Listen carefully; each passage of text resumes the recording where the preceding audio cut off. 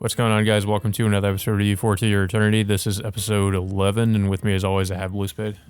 So, yeah, I don't know. It's like there's not much to really talk about, other than like this episode introducing three new characters.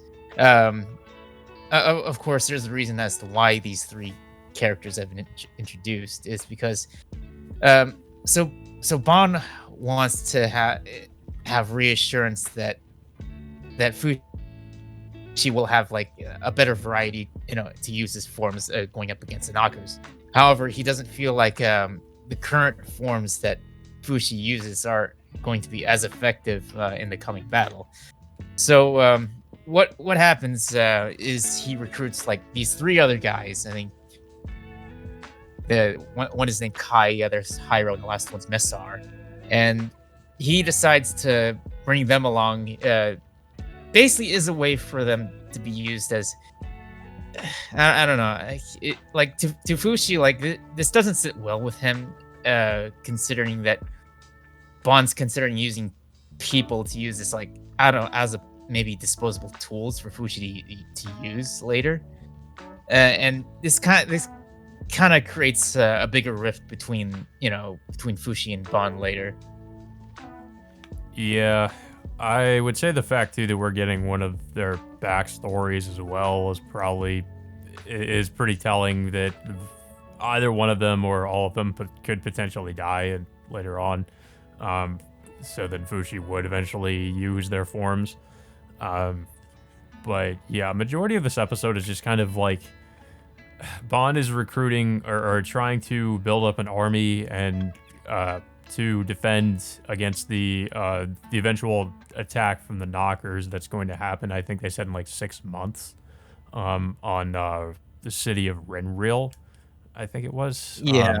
And he's also trying to gain the trust of the princess of Renril. And the same thing is kind of happening with Fushi as well, where he's also trying to gain a reputation with the people there. That's kind of the majority of this episode, really. I mean, like you mentioned, we get introduced to these three new characters that are going to fight alongside Fushi, and we also have kind of this rift between Bond and Fushi, where they're kind of, Fushi doesn't like the reason for Bond, recruiting these people, we get some more scenes between Fushi and Echo, but there's really not a lot going on with Echo in this episode. Now, here's the thing about Echo. So I read the manga. Like in the English translation, they call her Itty. Like it's like the English version of like kitty cat, right? But of course, in the Japanese version, like they call a cat a Neko. So that's the reason why they call her Echo. I see.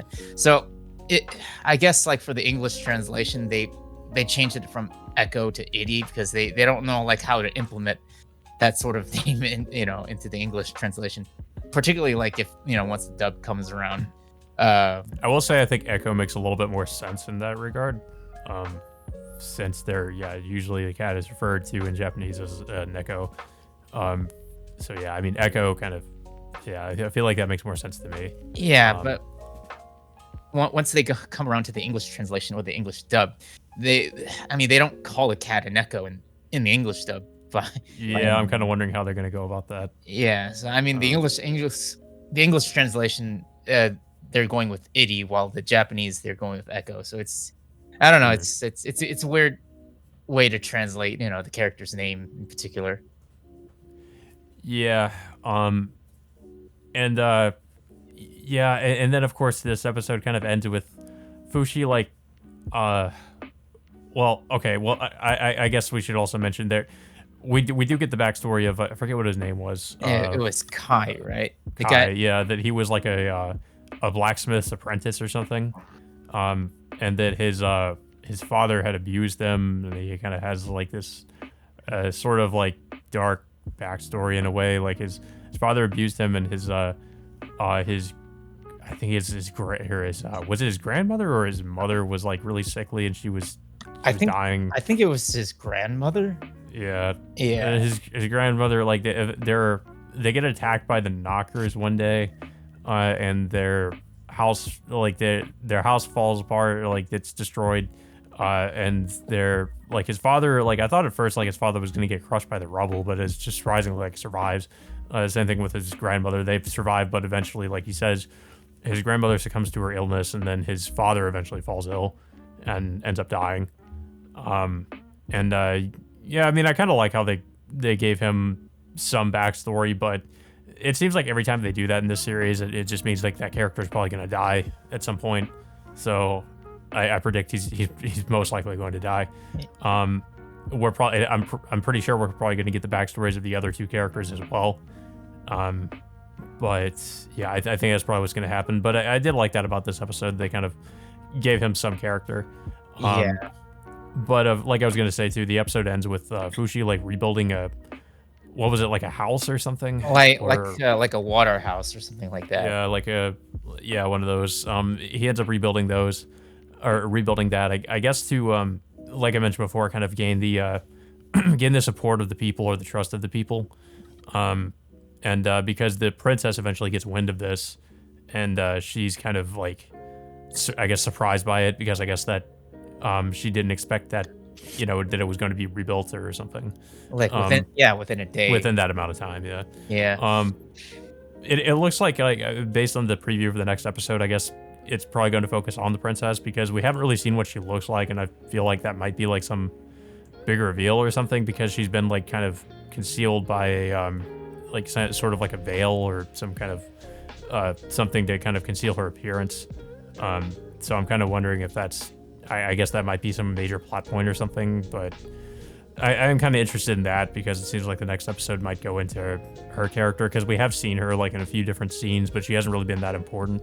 So I'm kind of wondering if maybe she's going to play like a big role or something in I guess the arc that's about to happen, or whatever story arc is currently happening in the anime. Yeah. Another thing, I feel like the build up to this is going to be really slow, because we're already like halfway. Yeah, the pacing has really slowed down, because like it's the pacing has been a major issue, I think, for this season, because it was kind of going by really fast, and then it just has really slowed down in these past few episodes, it feels like. And it's just kind of building up to this big confrontation with the knockers. Yeah, but I don't know. It's just weird with the pacing, like compared to the first season where we just jump through different timelines, but it's not significant jumps compared to this one where they had like a massive like 3-century jump at the beginning. I think it was after the second episode. Then we're stuck in this particular time point for such an extended period of time that they're likely this finale for the season is gonna end, or during the Battle of Frenril against the Knockers. So that's pretty much where they're building up to. But for it to be like 10 more episodes left, I feel it's pretty obvious the build-up's going to be really slow up until that point. Yeah, that's really what it feels like. I am actually finally like a little bit interested in what's going to happen in the next episode, like I said, with the princess, because I feel like maybe there's going to be some interesting things there. But I mean, I don't know. I guess I wouldn't get my hopes up too high. But yeah, this was another, like, just in my opinion, like an okay episode. It felt kind of slow at times, and I guess it's just because of the pacing has been really weird. I thought some things were kind of interesting, like I mentioned the backstory of Kai, but that's kind of about it, to be honest. Like it's more just kind of build up to whatever is about to happen with this fight. And I don't know. It wasn't bad, but it was just, in my opinion, it was just kind of okay. I don't know if you have anything else to say about the episode. I mean, it did a decent job trying to reintroduce us to these 3 new characters, and of course we mainly get details of the first character, but I'm assuming based on the preview we're gonna learn more about the other 2 guys. Yeah, it seems like where it's going. Yeah.